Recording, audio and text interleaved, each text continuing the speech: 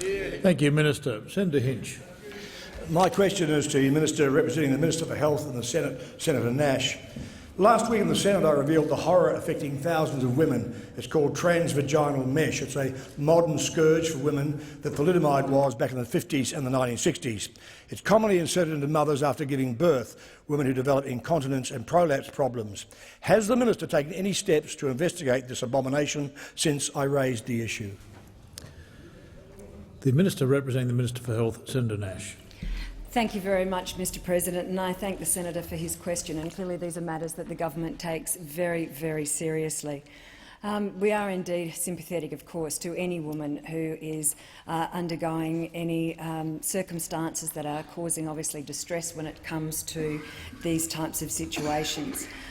It is a very highly emotive issue for some. I do recognise that, Mr President, but we also have to make sure that we are responding in relation to data and to evidence. The TGA, as senators would know, is responsible for the safety and efficacy of medicines and medical devices, and I can indeed advise the senator, with the information provided to me, Mr President, that indeed steps have been taken. The TGA has indeed taken a number of steps. It has reviewed the safety of all pelvic meshes on the Australian Register of Therapeutic Goods. It has imposed additional reporting and approval requirements. It has included additional warnings and risks in the instructions for use. The TGA actually reassessed the clinical evidence of approximately 100 devices and, as a result, removed almost 3/4 from the register. And that product delisting began in 2014 in August and continued in February 2015 and November 2015.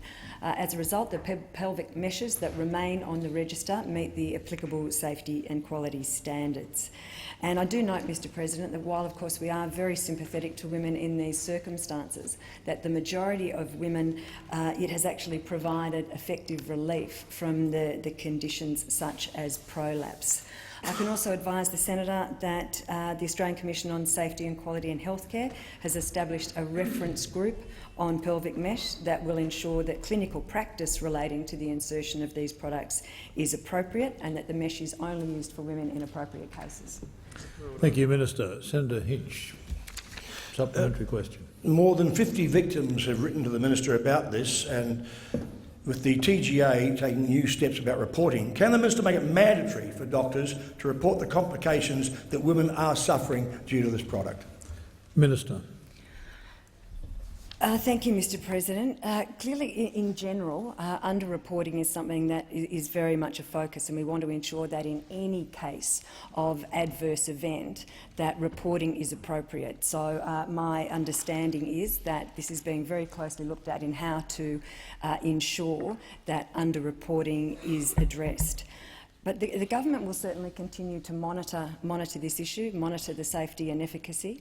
I know that the minister is aware of this issue. As with any other issue, she will continue to ensure that the TGA is continually monitoring these type of circumstances, and that, of course, with any new evidence or data presented, that will be considered in the decision-making with regard to these types of issues. Thank you, Minister. Senator Hinch, do you have a final supplementary question? Transvaginal mesh has roughly a 1 in 3 failure rate, leaves women in permanent and debilitating pain, and things can't be removed until they die in most cases. Why won't the government suspend the use of this instrument of torture pending an inquiry into its safety? Minister. Well, thank you, Mr President. And firstly, with the greatest of respect, I certainly would want to take those claims on notice, Mr President, as I don't want to, at face value, accept those. They do not necessarily align with the information that I have been given in terms of the adverse events that we have seen as a result in this issue. What I would say, Mr President, I think given the importance of this issue and clearly the senator's very real concern in relation to this, that I think it would be appropriate for me to facilitate a meeting with the minister directly so that the senator can raise his concerns directly with her and provide any additional data or evidence or information that might be of use to the minister in her consideration of this issue.